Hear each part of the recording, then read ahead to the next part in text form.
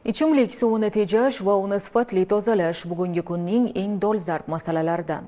Shu yo'nalishda O'zbekiston Fanlar akademiyasi olimlari tomonidan ishlab chiqilgan ko'p qatlamli grafen asosidagi yangi material suvni samarali tozalash imkonini bermoqda.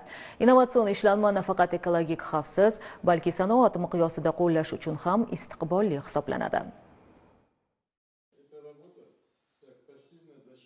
Mutaxassislar fikricha, grafen inson salomatligi uchun xavfsiz hisoblanadi. Eng muhimi, yangi material suv va havoni tozalash, shuningdek, zararli moddalar hamda radionuklidlarni yuritishda samarali hisoblanadi. Ko'p qatlamli grafen suv tozalash sohasida yuqori samaradorlik, iqtisodiy maqbullik va sanoat miqyosida joriy etish imkoniyatini o'zida mujassam etgan innovatsion material hisoblanadi. Loyiha mualliflari mazkur ishlanma ustida uzoq vaqt davomida izlanish olib borishdi.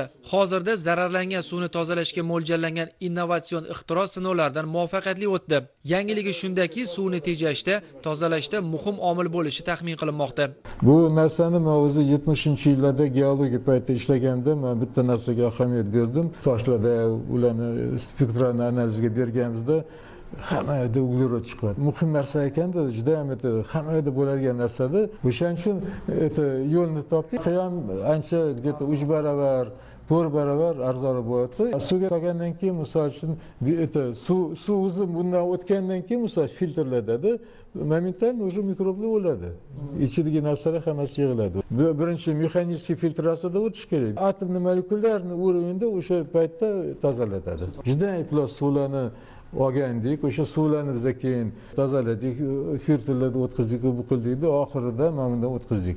O'sha suv keyin o'shandan keyin yaxshi bo'lib qoldi. Iste'mol qilsa bo'ladi. Hozirgi kunda laboratoriya sharoitida shunday materiallarni olish texnologiyasi yaratilgan. Olingan ko'p qatlamli grafendan korxonalarning texnogen suvlari va yuqori minerallashtirilgan suvlarni tozalashda tajribalar o'tkazildi. Yuqori minerallashtirilgan yer osti suvlari ko'p qatlamli grafen bilan filtrlantirilganda suvning tozalik darajasi 30% ga yaxshilangan. Istiqbolda mazkur loyihani yanada rivojlantirish reja qilingan. Materialshunoslik instituti bazasida tajriba sanoat maydonini tashkil etish bo'yicha amaliy ishlar boshlab yuborilgan. Rustam Rustamov, Zoir Shavkatov, Poytaxt.